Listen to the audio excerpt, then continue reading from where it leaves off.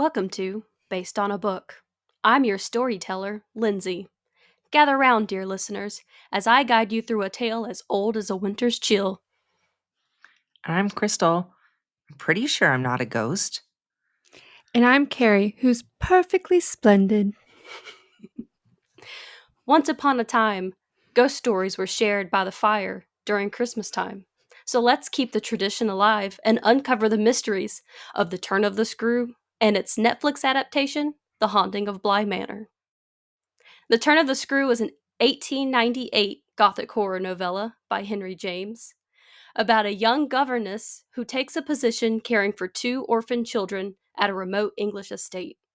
As she settles into her new role, eerie events and mysterious apparitions lead her to believe the children are being haunted by malevolent spirits. But is it truly supernatural or a product of her imagination? Loosely inspired by The Turn of the Screw is its 35th adaptation and a modern retelling titled The Haunting of Bly Manor. This story follows an au pair hired to care for two children at their remote estate.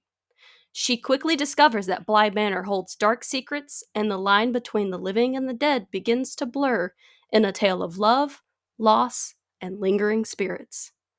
Both stories weave ghostly suspense with psychological intrigue, making them perfect for a chilling discussion on the blurred boundaries of reality, perception, and the supernatural. Are you ready to face the ghosts that linger in the shadows? No. I was gonna say, Crystal might be ready for one. Right. Mm-mm. So let's go ahead and start with our ratings and our non-spoiler reviews. I'm going to start with Crystal. Of course. Thanks. Don't mind me, guys. I'm just over here shaking. It's fine. Yeah, someone check out Crystal. So, in true Crystal fashion, I didn't finish the series until last night, and I finished up the book this morning. I had to break it up because I don't understand the book.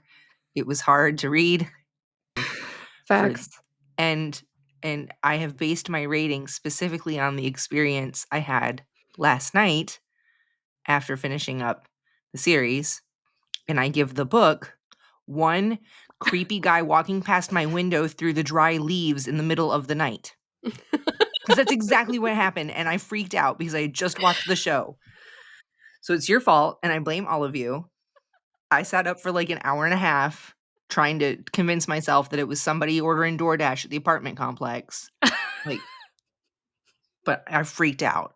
And the book, honestly, I feel like The to guy's be like, what do very, I have to do with anything? it scared the daylights out of me. Y'all keep making me watch this scary stuff, and I just can't handle it. But the book was so, back to that reading books over 100 years old, written in a style that was difficult for me to read. I had to slow down. I had to stop every paragraph and kind of like, okay, well, what does all that mean? And because I was like having to decipher it as I went, none of it was scary. Like, in fact, I missed that things were supposed to be scary at certain parts. And I had to go back and be like, oh, wait, that was a ghost. Or like, oh, wait, the kid's being creepy. Got it. Like, I couldn't figure out the kid was being creepy until I stopped and translated it all. And I was like, oh, stupid kid. Like, Yep. So the book is a 1. It didn't really do anything for me. It wasn't creepy. The series, on the other hand, scared me out of my mind. Thanks. You're welcome. Keri? I gave it 2 Bly Manor ghosts. And honestly, I feel the same way Crystal did. I mean, obviously, this is a really difficult read, and that's obviously going to affect my rating. Like, I'm not going to be as scared because I'm trying to interpret what's going on. And like Crystal said, I'm trying to, realize that this is actually a ghost we're speaking to because I'm trying to understand like how it's written and the writing style. So it's not going to be as scary. And I also watched the series a really long time ago, like when it first came out. And so I had that series a little bit in my head, even though it's like was known to be like a loose adaptation. But I had that series in my head going in, and I'm sure we're going to get into it in a little bit. But there are a lot of people in here Mhm. in the TV series that are not in this specific book that I Mhm. was looking forward to Yeah. reading about. So Mm, that I can't help to say that that might have affected my rating because I was a little disappointed. So, that's fair. Yeah, I gave the book 2 au pairs. I gave the series 4 talisman. Yeah. okay, if we're reading the series, yeah. Yeah. It's a 4 it's a I 4 love for this me. series. Yeah. 4 creepy faceless ghosts. Like it was scary, and I mean, I know you guys at this point all know, everyone knows, the world knows that I don't do scary, but this was I don't wanna say it was a good creepy, it was scary. It I know what was you're yeah, I know there what were you mean. rules to the scary. Again, Yeah. anytime Mhm. there's rules to a world that I can wrap my brain around, I'm like, "Okay, I could survive that. I can handle that." Yeah. So, yeah, follow the rules, you'll be fine. Yeah, I like it's like I watched Haunting of Hill House, which this is from like the Haunting like the franchise or whatever that they're doing, Mhm. and I liked Haunting of Hill House more. Yeah, me too. Like, that was like a 5 for me. Oh, yeah, absolutely. So this is just, like, was a little bit less. Like, I didn't love this as much as I can't help but, like, compare the 2 because, Mhm. made by the same thing. And same But actors. yeah, same actors and stuff like that. But this is just, like, so good. And you know what? When I watched it for the first time, I didn't really like it that much. Like, I didn't love it as much.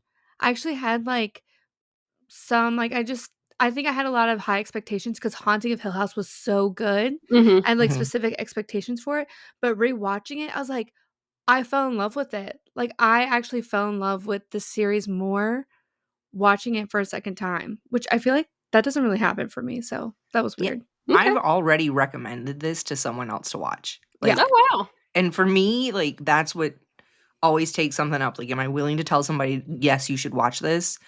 And yeah, no, like, one of my close friends, I was like, you should go watch this. It's good. It's worth it." And I Yeah. think it's like Netflix even said, like, it's a weekend bingeable, and I think it really could be on a, get you a rainy, gross weekend if you don't have anything else to do, and it's totally doable in a weekend and worth it. Mhm. I liked watching it a second time because I also watched it when it first came out back in 2020. But I liked watching it a second time because you really see more of the ghosts that you may have missed the first time. See, that's what I think watching it the second time would really, now that you know what's gonna happen and you know what to expect, you might see more that you didn't notice the first time around. So I will probably rewatch this. Mhm. Well, with Hill House, there was a ghost in the background of like every scene, and I was expecting the same from Bly Manor, which is true because anytime the story is from Danny's perspective, there's a ghost in the background. Mhm. And I was still finding more ghosts. I was like, "Oh, I missed that one." Mhm. So, yeah, I think it's worth a second watch at least. Yeah. So good. But we're gonna go ahead and get into full spoilers because we have a lot to discuss. Mhm. So if you have not watched the series or read the book, if you wanna do that, um, Or go not. Because go we're very convincing. very convincing. Go do one of those things, but don't be afraid because we'll be here waiting for you. But get comfy because this is like I said, this is a long one. We're gonna get into a lot of details. And we're gonna start off with content and trigger warnings. So, catch me if I miss anything. We've got psychological manipulation, mental illness, death of children, ghosts, supernatural, ambiguous reality, isolation, fear, murder, grief, loss, drowning, suffocation, possession, abusive relationships, and violence. And a cat. Sorry. And a cat in the background. Right. I You think that know, about covers it. like, legit just now kind of occurred to me that there were no pets at all in this particular adaptation, but I feel like what's a haunted house without like a cat or a dog randomly staring into a corner of something that you can't see? Like, Yeah, like, all these ghosts and there's no yeah. Part of me really enjoys a pet in a story, and then part of me stresses out that something bad is gonna happen to the pet, and Yep. I'd rather That's True. not. fair. That's fair. That's very fair. Before we actually dive into the story, let's take a moment to talk about the old tradition of telling ghost stories at Christmas time. Okay. While it might seem like a holiday monopoly on spooky tales, the Victorian era saw Christmas as the perfect time for a good ghost story. Families would gather around the fire, the flickering flames casting eerie shadows, and they share tales of the supernatural to ward off the long and dark winter nights. This tradition even inspired some of our most famous ghostly works, like Charles Dickens' A Christmas Carol. Mm-hmm. Ghost stories at Christmas weren't just about scaring each other, they were also about reflection, morality, and the bonds of family and community. So when Henry James published The Turn of the Screw in 1898, it was a nod to this long standing tradition. His story perfectly captured the haunting atmosphere that Victorians loved during this season. So, really, what better way to honor that tradition than talking about it today? Good old Christmas Merry traditions, bring it Christmas. back. Merry Chrysler. Merry Christmas. Don't watch this in the dark. Happy crisis. So, in the book on Christmas Eve, we have an unnamed narrator Don't get me started. and some of his friends, and they're gathered around a fire. One of them, who does have a name, his name is Douglas, reads a manuscript written by his sister's late governess, who is also unnamed. The manuscript tells the story of her being hired by a man who has become responsible for his young niece and nephew following the deaths of their parents. He lives mainly in London and has a country house in Bly, Essex. The boy, Miles, is attending a boarding school while his young sister Flora is living in Bly, where she is cared for by Mrs. Gross, the housekeeper. So just Mrs. Gross, housekeeper, and then we have the governess. Mhm. Flora's uncle, who is the governess's new employer, is completely uninterested in raising the children and gives her full charge and explicitly states that she is not to bother him with communications of any sort. So the governess travels to Bly and begins her duties. This pretty much aligns with the very first episode of Bly Manor, which is called The Great Good Place. This is named after one of Henry James's short stories from the 1900s. Mhm. So every episode is actually named after one of his short stories or novellas. So I Oh, think I that's, didn't know that. yeah. And I think one of the episodes, I think it's episode 8 or something, is an exact I heard that it's almost an exact adaptation. Some of them are like, Yeah, I need to to know. one of the, Okay. of one of his stories. I yeah, haven't read it, I don't know I haven't I read the might story read that one, personally. or maybe not. It's probably worded in a way I don't understand. Never they're mind. they're either from the 1900s or they're from older than 1898. So it might be another Mhm. difficult one, but you do you, boo. I Yeah, I need a translation. Can someone just rewrite this? yeah. Where are the cliff notes? Right. Right? Yes, please. So again, in Bly Manor, in the series, the episode actually begins in Northern California in 2007. A woman is attending a rehearsal dinner for a wedding. And there she tells the story of an au pair, which dates back to 1987 in London. The American native Danny Clayton is hired by Henry Wingrave to look after his niece and nephew in the manor Bly. So we get a glimpse of Danny's character, um, and basically how she's come across this job. She is staying in a hostel in London while she tries to figure out her working situation. And we notice that there's a menacing reflection in her mirrors in her room. Jump scare. Yeah, right jump off the scare. bat. I remember, like, that part used to scare me, like, really bad. Like, I would think about it to this day. Like, ever since I had originally seen it, Mhm. I would always think about that reflection all the time. And it's not necessarily, like, a scary, like, some, like, monster or something in the No, reflection. but it's terrifying. Yeah, but just, it's just scary. Like, just the It's idea just of scary. it. It's almost just a silhouette, almost. But, With like, the blinding eyes. with the Mhm. blinding eyes. And legit, of all the ghosts, apparitions, alter egos, whatever, in this movie or in this series, that, to me, is the most terrifying one. And, I of don't like course, a mirror thing either. I don't like a mirror Yeah, thing. no. Freaked me right out. Also, she just so happens to be staying in room 217, which is a nod to Stephen King's novel The Shining. Oh. Of course you picked that up. I didn't notice. Mhm. What was the last one that had the room that correlated with The Shining that we did? Wait, So- which one? Don't ask me. I don't know. I don't Yeah. remember. I don't remember now either. It was the prompt for me. It just came to mind. I was like, wait, we did something else with The We Shining. did. I know. I'm sitting here going, wait a minute. I gotta go through the list. I don't know. It's probably the last one I did. Anyway, moving on. It was not War of the Worlds. No. But it's also hinted in the series that she may be running from a situation. She's on the phone speaking to someone, and it sounds like she may be running from something from her past. Also, I don't know if it still works, but the telephone number in the nanny ad was a number you could dial, and it was a voice recording of Miles and Flora. Oh. Oh, that's I'm gonna have to kinda look it up and try creepy. it. Yeah, I don't know if it still works. I know it used to. Oh my I'm sure gosh. it's recorded somewhere online. I'll find it. Yeah. Probably.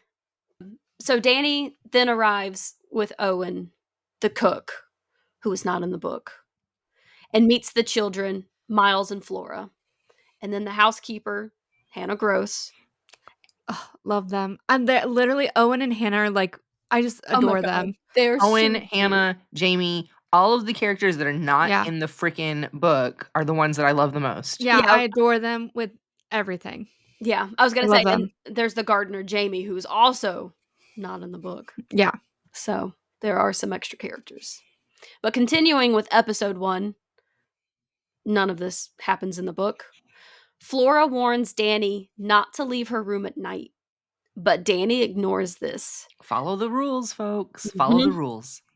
And she ends up finding many talismans spread throughout the manor, one of which belongs to the previous au pair, Rebecca Jessel, who is in the book. Also, spoiler, we have another manor haunted by a Rebecca. Mm-hmm. What do you know? It's a popular name Yep. for a ghost. I'm sure. I get it now. And allegedly, Rebecca has died by suicide at this point. Hannah describes the talismans as a protection for Flora. And at this point, Danny actually sees a man on the parapet. And then while putting the kids to bed, Danny finds a faceless talisman in Flora's room. Mm-hmm. And she ends up locked in Flora's cupboard or Well, when she closet. touches, like, that talisman, like, Flora, like, this part really freaks me out. Like, when kids are doing, like, weird shit Mhm. and, like, being creepy, Mhm. that is what terrifies me. Which is Flora. Because, like 24/7. like, All the time. kids sometimes they'll have, like, this, like they just have this, like, extra sense or something. Mm-hmm. And she literally, like, comes up off the bed, and right when she picks it up off the ground, she's like, "Don't touch that." Mhm. Like, wide-eyed, not blinking, "Don't touch that." Like, the faceless, like, little doll And these on the ground. talismans, like, Flora makes these Yeah. little talismans, because that's not creepy enough. Some little kid making these little tiny voodoo talisman dolls that she leaves all over the place. Yeah. Mhm. Like, that was creepy. And they're all, like, set up in, like, a dollhouse, A Mhm. which is dollhouse that not in is the book. and the dollhouse is like it's the house. It's Bly Manor, right? Mhm. It's A set up replica. all like Mhm. Bly Manor. So she gets to put all these little talisman dolls that she's made for everybody in all the weird nooks and crannies of Bly Manor. It's weird. It's Yeah. weird. So she gets let out of the cupboard or the closet a few hours later and notices muddy footsteps. When she Dun dun follows dun. when she follows them outside, she sees Miles and Flora staring at her from their windows. And who the hell follows muddy footprints? Muddy ghostly footprints Why didn't she ever outside in the compare middle the of the night? size of the footprint to the size of the children's feet Right? Like and they were notice that it's obviously not children's footprints. Also, like, I remember when this show first came out, there were so many, like, funny memes and stuff of the way that she would run around, oh my god. Right? and I was thinking of them again, and I was like, "Why did she do that?" Like, the way that she marches around and runs around in a panic, which, like, when I'm, like if I'm, like, genuinely running around in a panic, I'm not I'm not fast walking like she's No. doing. No. It was pretty I'm comical. Yeah, like, the way that she fast walks, like, really cracks me up every single time. Mm-mm. So we're gonna go back to the book. In the book, the governess has a few days without Miles. But Miles does soon return from school for the summer, just after a letter arrives from the headmaster informing his caretakers that he has been expelled. Miles never speaks of the matter, and the governess is hesitant to raise the issue. She fears there's some horrible secret behind his expulsion, but he's super charming, and she's way too charmed by him to press the issue. Mm-hmm. We're going to go back to the series, episode 2, The Pupil, which is also named after 1891 short story by Henry James. Danny tells the children that while she forgives them for locking her in the closet, she doesn't believe their story that it was stuck. That's basically their excuse. It was stuck. They couldn't open the door. In a flashback, in his days in prep school, we get to see Miles and his increasingly erratic behavior, where he's picking fights, he's unaliving small animals, he's throwing himself from trees, and this is how he is expelled. It is also suggested that the reason Miles gets himself expelled is because he gets a letter from Flora that says, "Come home." So in the present, Danny makes the children do the house chores and gives Hannah and Jamie a break.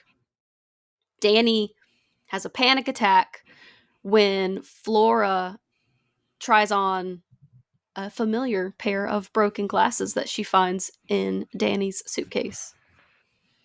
And Miles starts acting unnervingly adult like toward Danny, which is creepy. A little I really hate that. flirtatious. It was very creepy. Did Yeah. not like that. Also, I wanna say that something else that because once again, I don't like when kids do really creepy things. Mhm. Flora, she would continuously look behind Danny, Yeah, Mhm. like over her like shoulder. yeah, like something was standing there, and, and she would, like, tilt her head like she's listening to someone talk behind her, and no one's standing there, and that's the kind of stuff that will give me nightmares. Yeah. Like, if I'm, like, talking to it like a little kid, and they're, like, looking behind me, and, like, they're having a conversation with someone behind me, I'm actually gonna flip my shit. Like, I'm Mhm. actually gonna freak out. Mhm. I'm gonna start screaming because no, because you see something. Don't tell me you don't see something because you see something. What are you looking at? I think the first time you really notice it in the series is when Danny is giving Flora a bath Yes. and Miles has Mhm. given her this hairpin and she's got it in her hair. Flora Mhm. notices it and she's like, "Where did you get that?" And she was like, "Oh, Miles gave it to me." And you learn that it belonged to Rebecca, and Flora's very upset. Yeah. And then she looks behind Danny's shoulder and then looks back at her and says, "Oh no, it's fine." Yeah. What'd that ghost tell her? Yeah. Mm-hmm. Creepy. Yeah. I actually had like a theory, Okay. which obviously is like not correct now, but at the time, Mhm. I thought that Flora was actually talking to the person that Danny sees in the mirror all the time. That's Okay. what I thought too at first. I Yeah. was like, oh, she sees Danny's ghost. Yeah, like she's seeing the person that's like constantly like Mhm. haunting her or something. That makes sense. Yeah. Okay. That's what I thought at the time. And then I was like, oh, no, No. wrong. But another creepy aspect is playing games, especially hide and seek with children. Yeah. What the hell? At night? Can we talk Mhm. about this In a part? giant manor house? Uh-huh. We have to talk about this part because this Mm-mm. part is terrifying. So while playing a game of hide and seek At night in a giant manor house. at Mhm. night in a giant manor house when they should be in bed, Danny discovers a photo of Rebecca and her lover. Her lover just happens to be the same apparition that Danny saw on the parapet. Mm-hmm. Dun And dun dun.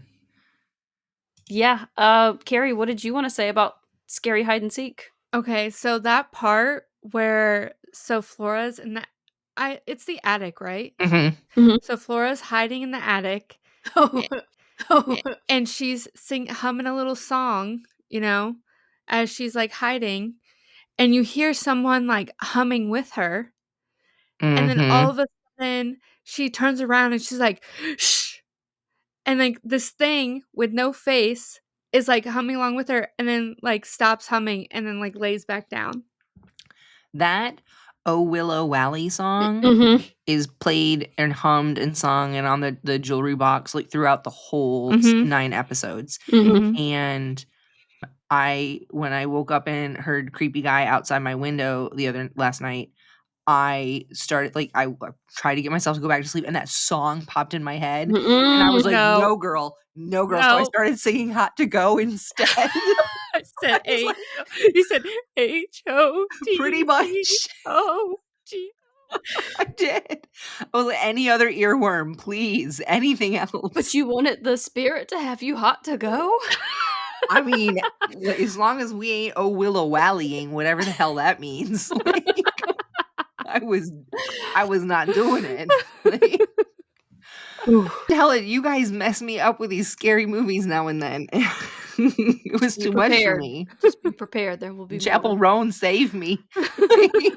Yeah. So after the hide and seek, Miles falls unconscious, and we see a ghostly figure grinning eerily at him through the window. Ooh. And he Spooky. sees him. Yeah. That's the biggest difference between the book and the series is that in the series they very clearly can see these spirits. They're Mhm. they're very clearly interacting with these ghosts. Yeah, And they like Danny has seen the man up on the parapet who's now the guy outside the window. Mhm. And she doesn't think that's a ghost. She thinks there's a real human man out stalking. Mhm. You know what I mean? Mhm. And so like these ghosts are not like, ooh, creepy ghosts. They're They're they're humans and they look like live people. You're not Yeah. seeing through them. They're Yeah, full they're not like body, walking full through figure. walls or anything like that. Like there's no way you would know except for the really, really old ghosts. Right. They're The not faces. like disappearing right in front of you until the very end. Right. You're seeing something like And then that. they just snap disappear. They don't Yeah. like slowly fade like Right. a time Yeah. traveler's would. I think Oh my that's God. like oh my god. And I think that's also like a really big difference between the book and the movie is like the book almost gives off this what's the phrase that I'm thinking of? Like a unreliable narrator Yeah. type Yes. vibe. Absolutely. Like Yes. we don't have true Z- confirmation Yeah. of Mhm. what's really going on. And But in Mhm. the series it's clear what's going on. and Yes. then well, and the narrator in the book knows right off the bat these are specters. These are not humans, knows like, so right off the bat knows they're ghosts, they're otherworldly, they're demonic, they're bad, right? Mhm. Right off the bat. But in the series, Danny has no idea they're even ghosts yet. Yeah, she thinks there's, like, the guy that she's seeing is, like, an intruder trying to come because people think that the guy, like, Nobody whenever she knows that the starts guy's dead. yeah, they when she describes him, they're like, "Oh, that's Peter Quint who, like, ran away and tried to steal, like, Yeah, he stole some uncle's money money." from the Yeah, uncle. Yeah. they don't think Mhm. he's dead. Right. So this aligns actually with what's happening around the grounds of the estate in the book Mm-hmm. as the governess begins to see the figures of the man and the woman, because she's seeing a woman also who she doesn't recognize. And the figures come and go at will without being seen or challenged by any other members of the household. No one else is seeing the ghost. And they seem to be supernatural to the governess. Like you said, she immediately understands these aren't humans. Mhm. And this is when she learns from Mrs. Gross that her predecessor, Miss Jessel, and another employee, Peter Quint, had a close relationship, and they are both dead in the book. Before Right. their deaths, they spent a lot of time with Flora and Miles. Mhm. And the governess becomes convinced that the two children are aware of the ghost's presence and they're being influenced by them. Yeah. Which was hard to interpret in the book because of how it's written, but I had to reread that section. I did the audiobook and I like read the physical copy because I thought the audiobook would like help me because sometimes, you know, like tone and inflection when words are presented kind of helps you figure out what's happening. Yeah, totally. And so that's what I was kind of going for, and it helped a little bit, but then I still had to go back and like reread it to try and figure it out. And it was kind of hard to tell that what the governess was saying, then, you know, the narrator's trying to tell us these are ghosts. The kids know about the ghosts, and I think these ghosts are trying to do something to the kids, are Mhm. trying to manipulate the kids. Mhm. And it took me forever to figure that out. But I do want to read you one quote, the only quote I have marked in the book because it's the only thing I understood. Okay. She says she's talking to Mrs. Gross, trying to explain to Mrs. Gross that she's pretty sure the kids know about the ghosts. Mhm. And she says, no, there are depths. The more I go over it, the more I see in it. And the more I see in it, the more I fear. I don't know what I don't see, and I don't fear. The first part I got, but my instant thought was like, ogres are like onions. Like, I was like, the depths. And then I started reading everything in a weird, horrible accent, like Mrs. Button or Lady Button from that show, The Ghosts. From that moment, I was like, the depths, there's depths. I don't know what I don't know. And like, from that moment on, this was a great read. Man, I wish you would have been reading the book to me with that accent the whole time. I know. Well, I would have had to go back and try it again and again until I got it right because there were a few times I was reading it and I went, wait, that didn't make sense. Go back, read it differently. Different inflection, Crystal, come on. I started speaking like Peter Quint after a while. I was like, "Oh, I gotta stop this."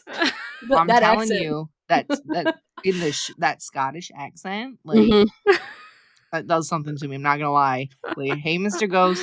Not with Peter Quint. I'm just saying, he was a handsome man. Sorry, carry on. Now that I've derailed everything with Shrek and my love for ghosts. Ew. Episode 3. The Two Faces Part 1, which is titled after Henry James's short story, The Two Faces from the 1900s. We get the backstory of Rebecca Jessel and Peter Quint. So a flashback to a year before reveals that the ghost whom Danny saw earlier is Peter Quint, who works with Henry and meets Rebecca Jessel when she interviews for the au pair position. They begin a relationship, and Flora gifts Rebecca the doll that she made of her. Peter becomes possessive of Rebecca and gets a little jealous of Rebecca's interactions with Owen. Mhm. Okay. So, in this moment, he's gonna he was gonna stay the night, but now he's being all jealous. And he's like, "I'm gonna leave. You're gonna be fine, right? You're gonna be fine." And he's saying it in a way that what he wants to hear is for her to beg him to stay. Mm-hmm. And my first thought is like, "Yeah, she's gonna be fine. She didn't need you before. She doesn't need you now."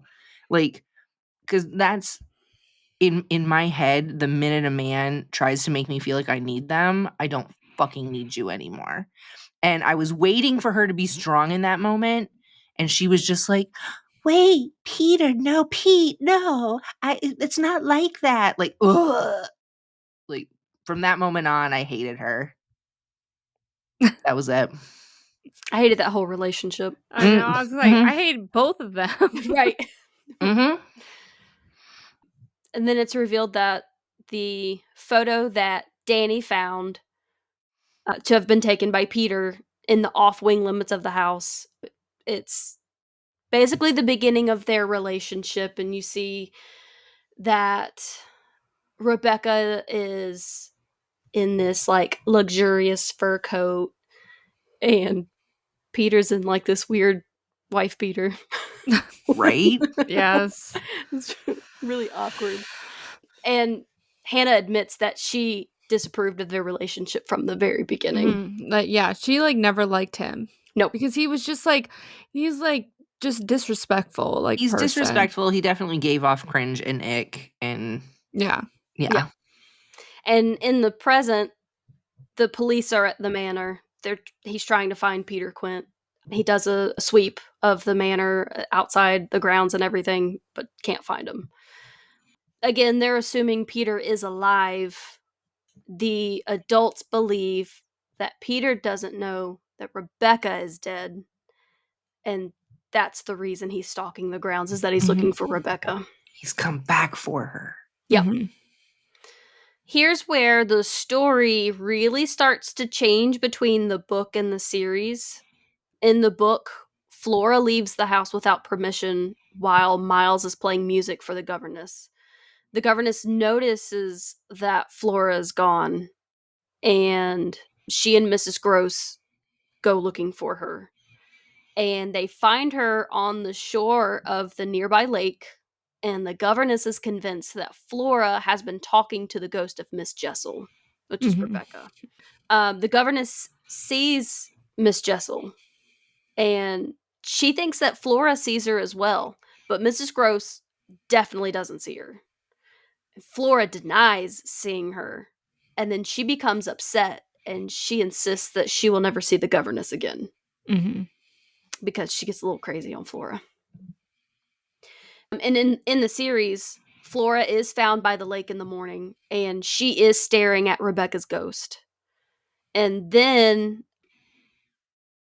But it's not clear that Danny sees, you know what I mean? Like, in the right, book, the governess clearly sees the Mhm. ghost. right, But in the show, Danny doesn't see we don't there's no indication that Danny has seen the ghost. In it's fact, just Flora. it's just Yeah. Flora seeing the ghost. Like, Yeah, Danny still has not connected that there even are ghosts yet. She right. just thinks that something is psychologically wrong with these kids because they lost their parents and they've been through so much, and then their last au pair. I mean, she's only seen Peter Quint at this Right, point. and she still doesn't know it's a ghost. Right, exactly. So Flora is kind of almost in shock. She's not really responding much. Work through her feelings. They have story time. Story time consists of Miles and Flora putting on a play, A little pantomime. and Miles presents a story about puppets who forgot their maker and mocked him. And it becomes very cringy and very awkward. Mhm. 'Cause he's talking like an adult again. Uh-huh. Creepy, creepy boy. Yeah. And then luckily the play is interrupted by a phone call. But unfortunately, this phone call is where we learn that Owen's mother has passed away. Owen's the cook. Owen the That's cook. not in the book. Mhm. Correct. The cook that's not in the book. And then Danny has another panic attack because she sees her spirit that's been following her. So we have confirmation that he's with her in the manor. So I'm just going to stick to the series for a little while here because there's not much left of the book. There aren't very many details. Yeah, like this next like few episodes It's like isn't backstory in the to book at all. characters that aren't even in the Right. Yeah, it's a But- lot of filler episodes. But Yeah. I loved them. I Like, loved them too. I did. I'm that girl who needs the character development. I need the character backstory. I need to understand everyone's motivations or else I don't believe it. You know what I Yeah. mean? Yeah. Well, I think when I first watched it, like something I really don't like repetitive things. Right. I really don't. But so I think that's why I didn't love it the first time. But the second time, I appreciated why it was repetitive. Yeah. If that makes sense. Like, Yeah. I just like when something is repetitive and it keeps doing the same thing over and over again, even if it's for a purpose, like I don't like sometimes I'm just like, okay, enough. I got it. I got the idea. I got the Right. plot. Let's move on. But I'm like, okay, I understand now. I Right. get the idea behind it, and I'm kind of obsessed with it. Yeah, I feel kind of the same way, actually. Yeah. So, episode 4 of the series is The Way It Came, which is titled after Henry James's short story from 1896. We learn more about Danny's backstory. And in flashbacks, Danny is engaged to her childhood friend Edmund. And one night during a date, Edmund realizes that Danny does not want to marry him, and the two get into an argument in the car. As Edmund gets out of the car, he's hit by a truck, and a traumatized Danny sees Edmund's spirit for the first time at the hospital. Mm-hmm. Which is the spirit that she sees in the All mirror the time. All the time. all the time. And it's like him with his glasses on, bright lights in the glasses Like the because lights it's of like the the truck headlights just before they hit him, Yep. reflecting in the glasses. And Yep. I think that, I mean, I'm not going to say like, I don't know, when a connection happens in this series, even when it was in of Hill House, I mean, I'm going to keep bringing up that series. 'Cause Me it's so too. good. But when a connection happens in this Bly Manor series, it just hits so good. Like it literally hits so good. Yeah. Like the entire time I'm thinking it's like the scariest thing in this, like, It's the 'cause scariest whenever, thing. What's going on with his eyes? yeah, like Yeah. it's just because it's a flash. Every time it's just like a quick flash of like just a Of a snip. weird ghost with bright eyes. Yeah, in Mhm. the mirror. And then we're getting this like slowly getting revealed of this backstory of this ghost. And that kind of becomes the theme for like the second half of the series. Slow backstory of what these scary ghosts around here, like these scary things walking They're around look like. they become slightly, I don't want to say they're less scary because they're still really scary. Yeah, but But like now you kind of understand, and again you yeah, learn the, like in my case, you learn the rules, so Mhm. now you know exactly. how to survive. Yes, Like, Right. exactly. So Danny later plans to leave the country without telling anyone. And Edmund's mother gives Danny Edmund's glasses before she leaves. So this is how she has the glasses at Bly Manor. And back at Bly, Danny joins the house staff at a bonfire after Owen's mother's funeral. And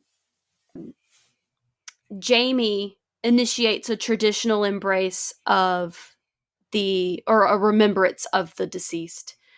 And it's by throwing bones into the fire, which is why they call it a bonfire.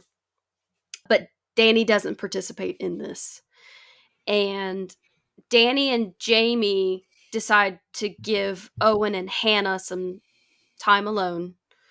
And they go off and they admit that they're falling for each other. So we got a little love story going on. I love a love story. and legit, Like I was sprinkle in the love story. I was so happy and excited for this because I was in love with Jamie from the minute she popped up in the series I with her love little Jamie. sass, and Yeah. like I was like, we're besties now. But then, like, when they started kind of falling for each other, I was like, Danny needs someone to lean on, and Jamie needs someone to take care of. So this is perfect. Mhm. And then when it like happened, and I was just like, like kicking my feet, and then a ghost And then ruined the moment. Danny's Mhm. ex ruins the moment. Mhm. And Jump scare. Yeah. Yeah. Literally. Literally, yeah. Mm-hmm. So the moment is ruined. Jamie decides to help a drunk Owen home. And later, Danny wakes up in the night in a drunken stupor. But Flora notices that the faithless doll is now in the dollhouse. So the children get up and they prevent Danny from seeing the spirit wandering the Oh my manor. god. Mm-hmm. This part kills me. It's terrifying. Yeah. And then after this, Danny puts the children back to bed and she burns Edmund's glasses in the bonfire. Which I think this is also a part where, like, you really I mean, I think you already know when you see the dollhouse that it's representing where everyone's Right. location is in the house, but this was, like, really solidified it Mhm. Right. where, okay, the doll before was, like, on the ground somewhere out, like, outside the dollhouse, Mhm. Under the dresser or under Under the the something. dresser, which was to indicate it was somewhere outside before, Mhm. and Mhm. now it's And then it inside was the the day, house. but remember, the day that it was in the middle of the floor and she accidentally stepped on it Mhm. Mhm. is when the kids locked her in the closet. Yeah. She asked, "Where do you want this?" Yeah, and Yeah. now it was, like, inside, and now they all freak out, So the kids go are to clearly her. trying to protect Danny, but of course Danny has no idea. Yeah. Right. Yeah. Right. She just thinks these kids are weird. I just like the added dollhouse, like, touch, I thought was Right. cool, I liked Absolutely. it. Mhm. I will say when Danny throws the glasses into the fire, if we step back a few minutes, like the ghost of her former fiance, is there Mhm. and is like at the bonfire with her, and she kind of says to him like, "So it's just you and me now, huh?" Yeah. And like that's the first time she addresses him. Yeah. Yeah, I Like love she'd that been part. avoiding him through the whole series, like scared of him covering up mirrors and, Mhm. staying away from anything that has a reflection and being bothered by him. But now she was just like, she throws the glasses in the fire and she's like, guess it's just you and me now. And then sits down and continues to drink out of her bottle of wine. Yep. I was a Mhm. little jealous at the time. I didn't have any wine. Could have joined Like, in. something I really don't like about the book, which, I mean, like the book, I'm like, "Whatever," but I hate that, like, there's no backstory behind the governess, like, we have a whole backstory There's Mhm. no behind backstory Danny. behind any Anything. of the characters at No all in the one. book. No one. So, I think that's why I was, It was struggling with boring. it. Yeah. Yeah. It was boring. Yeah. And now we're going to get into episode 5. Episode 5 is kind of sad. No. It's my favorite episode, honestly. No, don't get me wrong. It's definitely sad. It's definitely it but I think that's why I love it, is because this is when I really started to genuinely feel for these characters, Yeah. Yeah. and when I became invested in the outcome of this story, Mhm. Yeah. you know. Yeah, it was definitely, like, a turning point, and it also, I think it's equally, like, emotional, and I think also, like, it was so frustrating. Yeah. This one was really frustrating, but, like, not in a bad way. It also made me start to question like literally everyone Yeah. Yep. Yeah. Mhm. in the whole, like I every character at this point. Like, okay, so this is the go ahead, Lindsay, tell them what this episode's about. We're just going on and on. Episode 5 is called The Altar of the Dead, which, yes, again, is named after a short story by Henry James from 1895. Hannah flashes back and forth between events at different points in time, some real, some imaginary. These events are the day she interviewed Owen for the cook position, the night of the bonfire when he offers to take her to Paris, and the time of Rebecca's employment at the manor, when Hannah caught Peter stealing from the Wingraves. What do they call it? Like whenever they're like dream hopping? Dream hopping. Dream Okay. hopping. Mhm. Okay, yeah, that's Yeah. what they call it. We also see the night that Peter is killed by the lady in the lake, Mm-hmm. who is the faceless ghost who tracks the mud into the house. Reincarnating as a ghost, Peter discovers that he can possess Miles, and he shoves Hannah into a well, killing her. But because we're dream hopping, we see not only did Hannah go down the well and die, but we find out that she died before we even met her. Like, Yeah. Mhm. she died the day that Danny showed up. Yep. Yep. Danny arrives at the manor right after that, which reveals that Hannah was killed right at that moment and has unknowingly been a ghost since Danny's arrival. There's a moment before, a couple, or I don't know what episode it was, but it was before this episode where she's looking at a A crack crack in the Mhm. in the wall. wall, and it was actually a crack at the bottom of the well. Mm-hmm. In one of the stones in the bottom of Yeah. the well. Yep. Yeah. And I love this part so much because it's we see it from Hannah's perspective, but in the very first episode when Danny shows up at the estate, meets Flora, and then turns around, Flora yells for Miles, and then Miles and she, meets Miles, and Hannah's kind of over there and like gets kind of like startled and was like, "Oh, I'm sorry, I was a million miles away." She literally died just before that, Mm-hmm. and Mhm. she got distracted from realizing that she was dead. Mm-hmm. So Yep. Hannah didn't even realize she was dead. Right. Yep. And this had me questioning every other character in the show from this Mhm. point on. I was Mhm. like, wait, are the kids dead? Wait, is Jamie dead? Wait, is Owen dead? Wait, is Danny dead? Is Uncle Henry dead? Everyone was dead, and I was trying to put it together. And this is why I like this, is because usually I pick this stuff up kind of quick. Mhm. And I had the idea that, this is going to be like some Sixth Sense bullshit, like somebody's dead, right? But I didn't realize how deep it was going to go and how messed up it was going to make me. And that's definitely why I really liked this show, is because I was forced to really think, and then I had to know what happened. So I kept Well, watching. I noticed like through the entire series up until this point, Hannah never ate or drank I was gonna say anything. that. And see, and I hadn't figured that out until that moment, and then I started really thinking about it. Like, Mm-hmm. Mhm.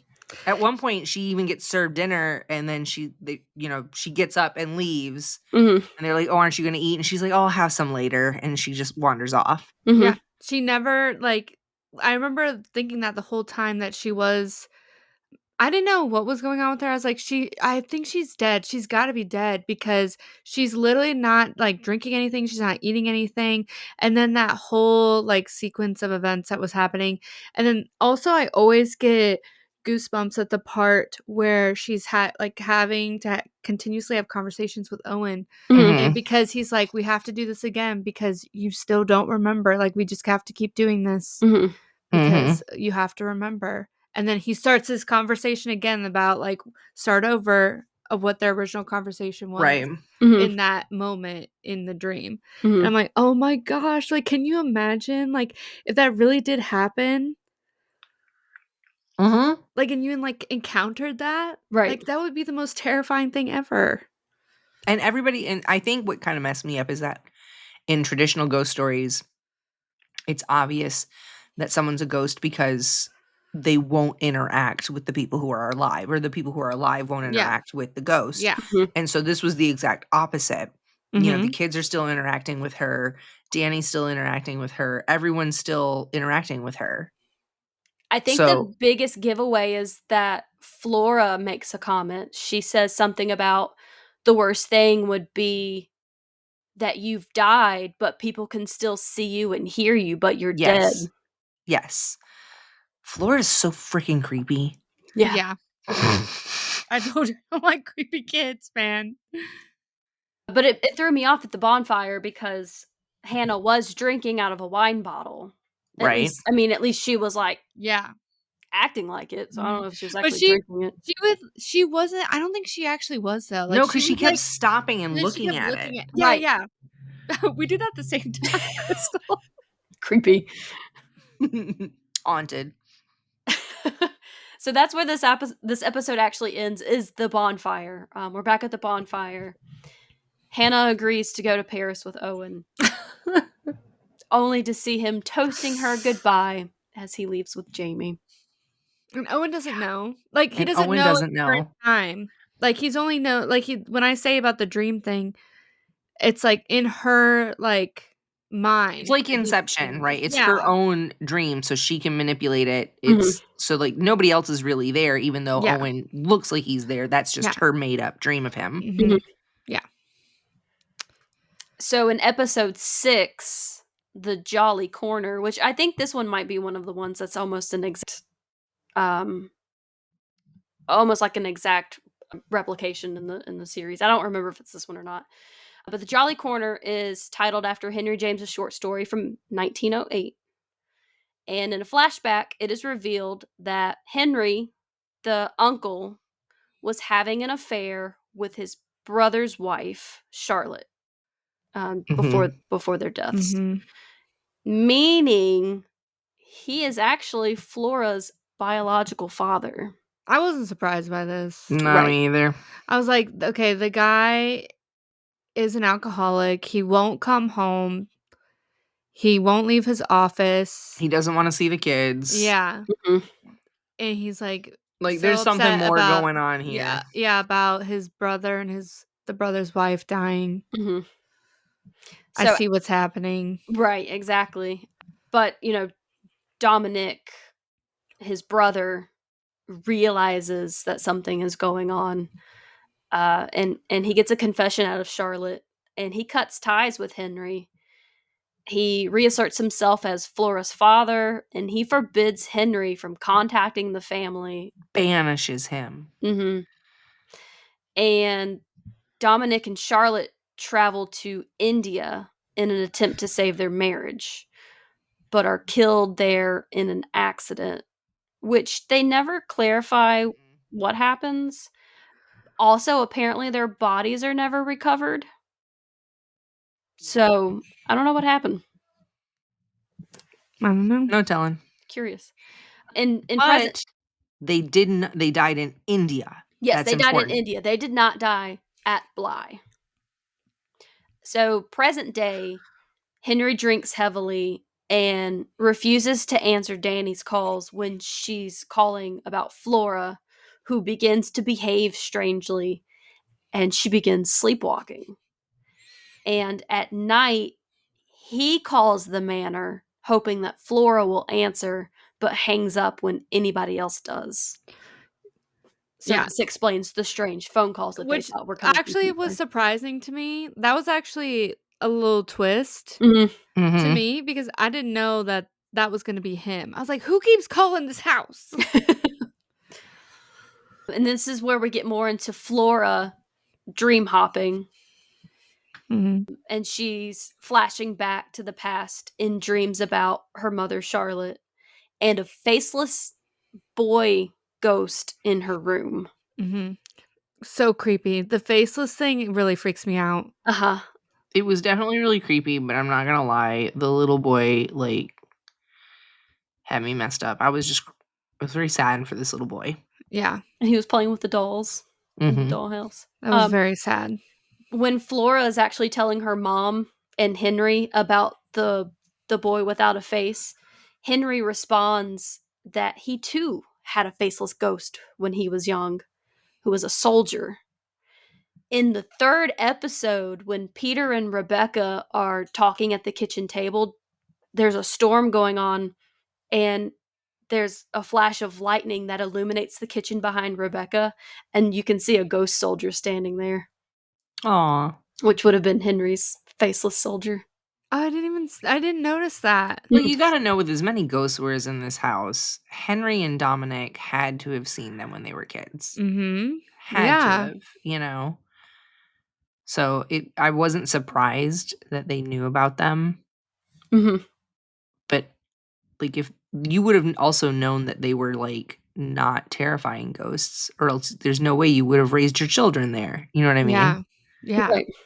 You had no encounter with this, like, lady of the lake? Yeah, Apparently and not. like at this point there's literally like 10, 15, 20 ghosts just wandering around. Mhm. Like Yeah. you had to know, you Yeah. know? Right. And I wonder what her face would have looked like at that point if she was, like, completely Right. faceless or if she still had a little bit of facelift. I don't No know. telling. But Flora is speaking to Rebecca's ghost at night, and we realize that Rebecca is the cause of Flora's recent behavior. And Danny ends up seeing Rebecca and Peter. Mhm. And then as she's trying to flee with Flora, Miles knocks her unconscious. So then we get Mhm. into episode 7, which is The Two Faces Part 2. What you got, Crystal? Nothing. I'm just waiting for you to tell me I'm excited. Oh, okay. This is when I really get like, because everything's kind of coming together now Mhm. and I love it. Yeah. So we have more flashbacks as Peter learns the mechanics of being a ghost at Bly Manor. He's learning the rules. He is able to possess the living temporarily, but he can do so permanently if he's invited. We also learn that if someone dies at Bly, then their ghost remains at Bly. Mhm. But if they're there too long, then they lose their face along with their sense of self. And as a ghost, Peter convinces Rebecca that they can be together forever if she invites him to possess her. So Rebecca agrees, but Peter walks into the lake in her body and drowns her, which makes her a ghost as well. This part actually was really hard to watch. I don't like it really affected me emotionally, like, It was Mhm. rough. Yeah. yeah, I did not like this part at all. Yeah. Mm-mm. Because she thought, like, he was gonna stay with her Mhm. because, because I wasn't understanding exactly what was going on at first, and I realized that he said he was gonna stay with her, almost like taking the effects of what drowning would feel like because he's, like, Mhm. possessed in her body, Right. Mhm. and he left her to deal with the effects of drowning on her own, Mhm.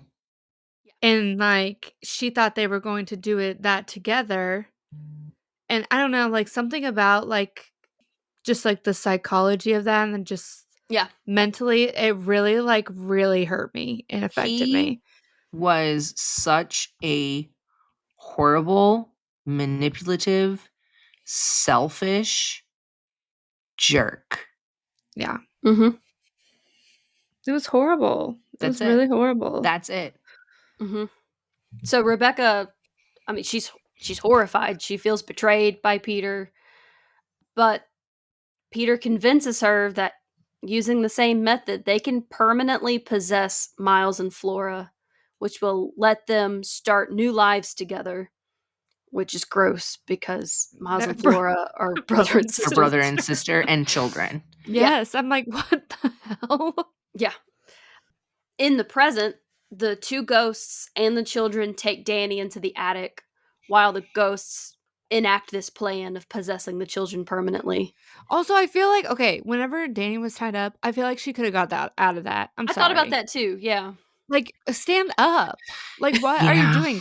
Get on your feet.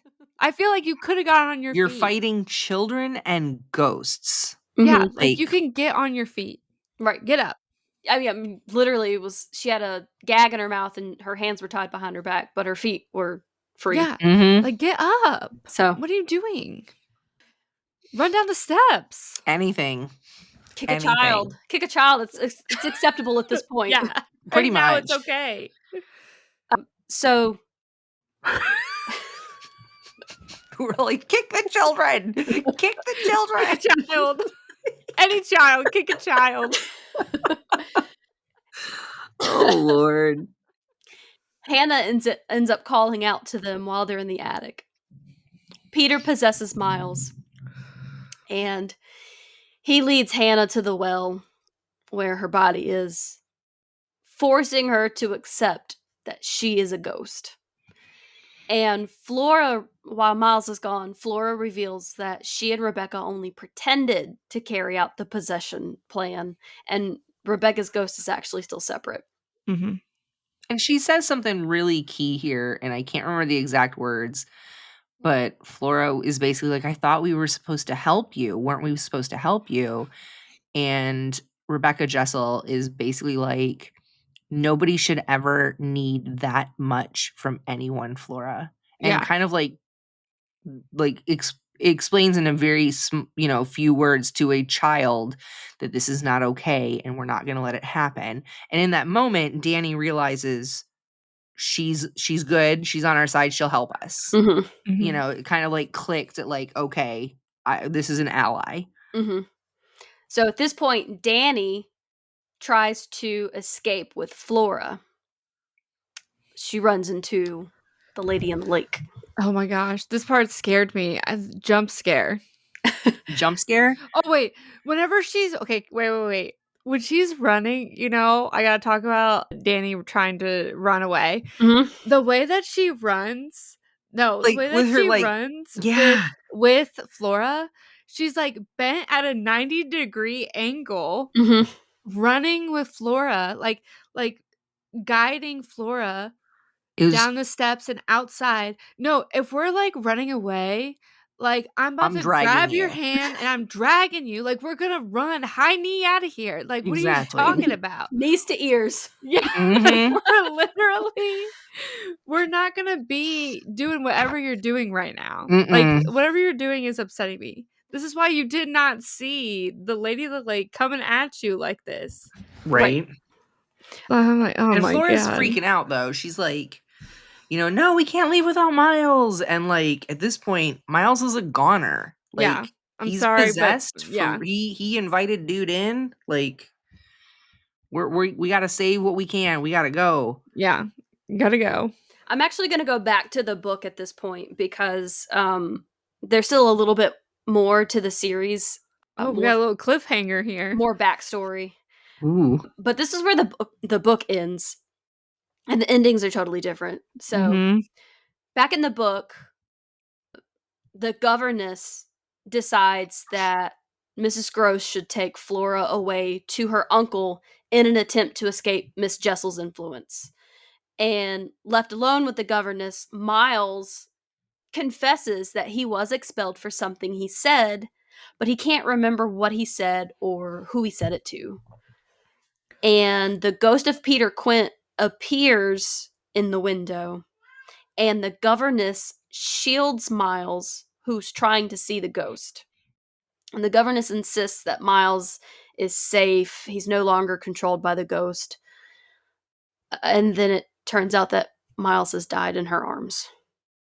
So, did the fear of Peter Quint's ghost kill him, or was it the governess smothering him to death? So I also heard one other theory because I had to Google this to like, wait, did I understand this correctly? Kind of Mm. thing. Because it was again, it's such a different ending from the Yeah, that's how it show ends. that Mhm. I was like, is that what happened or did I mess this up? So I Googled it, and there was another theory that I found after like 57, theories that Miles had been possessed by the ghost of Peter Quint for so long Mhm. that he was already dead. And because the governess was like, you are no longer possessed in some sort of like makeshift exorcism type thing, Mhm. when Peter Quint's soul or whatever left Miles, Miles had already been dead. So now Okay. I don't know. I could see that too.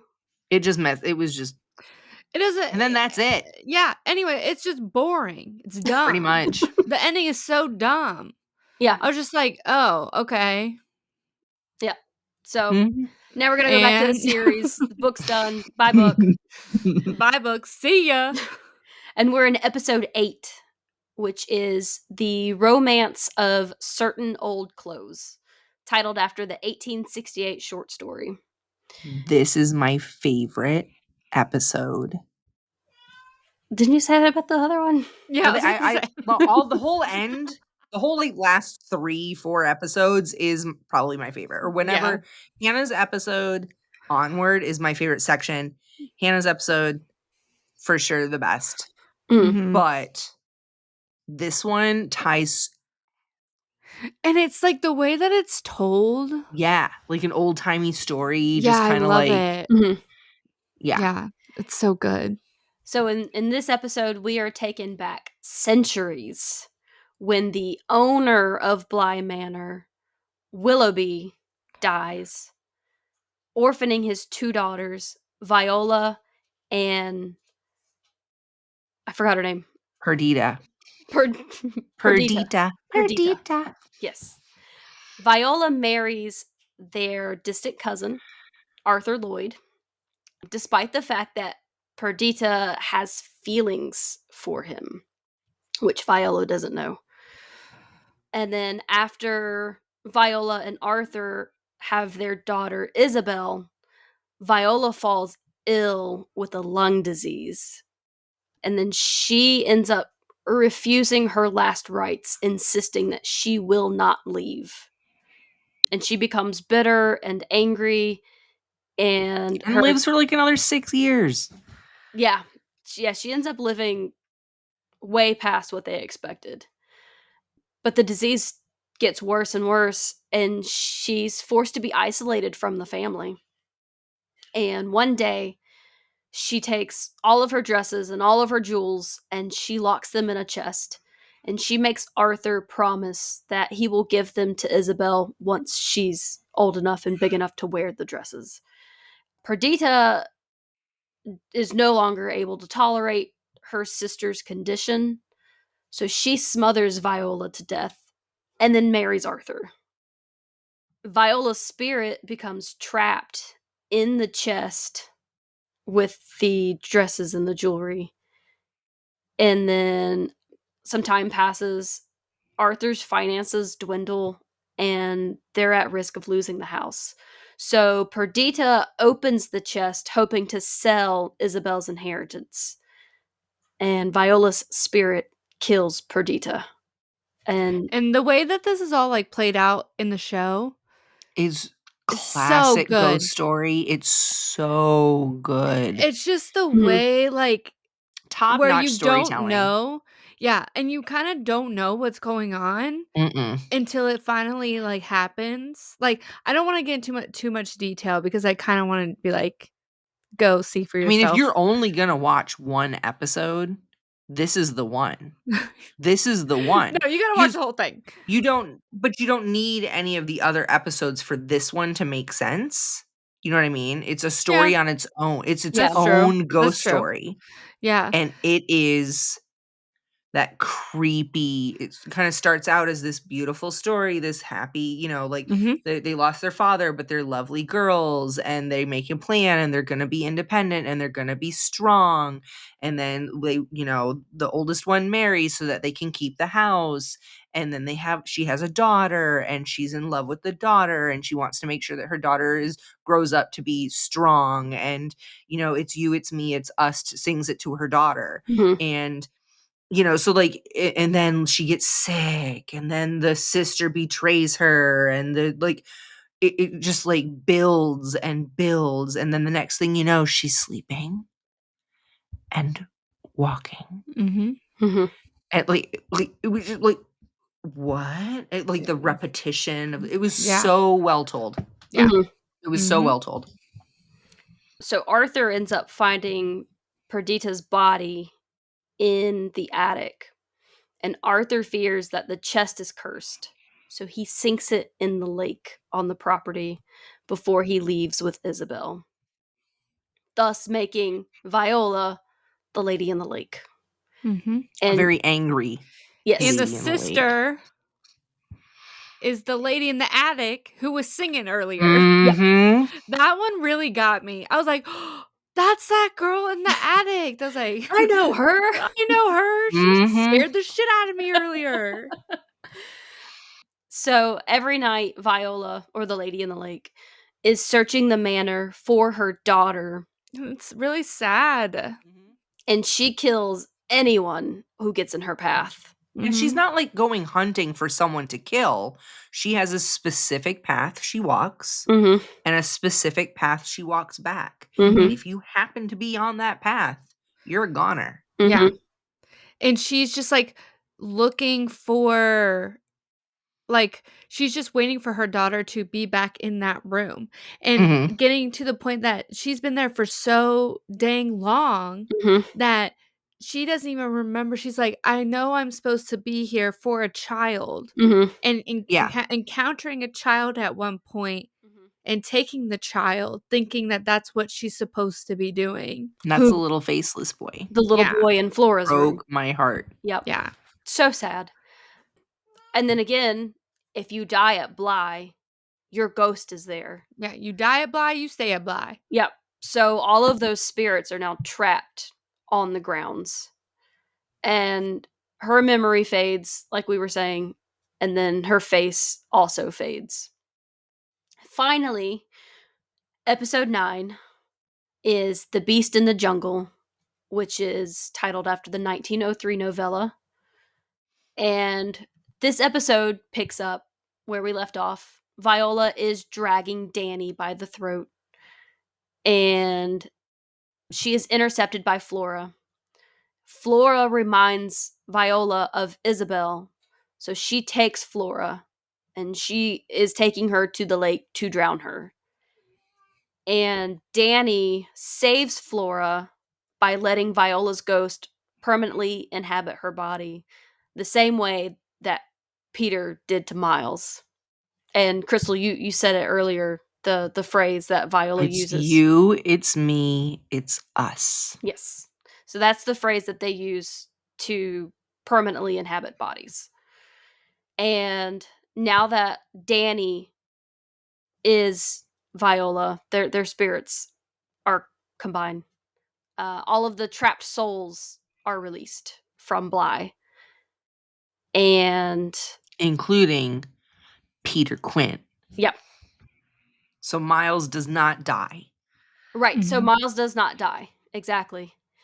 And that also means that Hannah, her spirit is released. And she, like because the uncle actually comes back, and he's Mhm. like because he, like, has the sense to come back, help Mm. them, and the lady of the lake actually almost kills him, and Mhm. Owen and Jamie somehow get there for some reason, or they both Because had they a had a dream. dream. Yeah, Yeah, to nightmare. come back there, and they come save the uncle, but whenever the uncle was, like, almost dead, Owen starts giving him Hannah CPR. yeah, Hannah The told ghost the uncle is uncle still there. Yeah. Ghost Hannah was like, "Tell Owen I love him, She Yeah. and then explains I'm sorry," and, like, They go check the well. yeah, she yeah, explains But where her body is, and her yeah, last words for Owen are, "Tell him I love him," and the rest is, "Well, just," and she disappears. yeah. mhm. This is a reference to a monologue given by Nellie in The Haunting of Hill House. Nellie, who is played by Victoria Pedretti, who plays Mhm, Danny, tells her siblings that she loved them completely. The rest is confetti. So the rest of that quote is, mhm, and the rest is just confetti. So yeah, it's a good I little, wouldn't have known. it's a good little tie-in. I love Hill House. yeah. So Henry has the children now, and he's going to raise them. Owen and Jamie do find Hannah's body in the well. And can we talk about how Owen what he does for her? Yes. Okay, because that really freaking got me, man. Mhm. Like, I I wanna might cry right cry. now. Damn it. I have tears in my eyes right now. Whenever he was like because I think at this point we're hearing the narrator. Storyteller, Yeah, yes. the storyteller, and she's saying that Owen never left Hannah's side whenever they took the body out. Clean Took her to the corner. Insisted that he would be the one to wash the body, which he did gently with lavender scented soap. That really got me, man. Like, that actually really got me. Yep. That was a beautiful, beautiful moment I was like after a horrible, scary story. "Wow, that's, like, so fucking sad.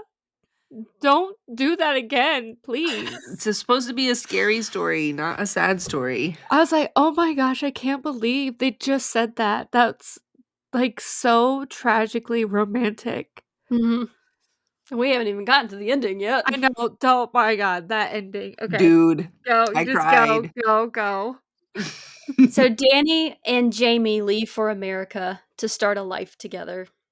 And after 9 years, Danny starts to see Viola's reflection and worries that her appearance may harm Jamie.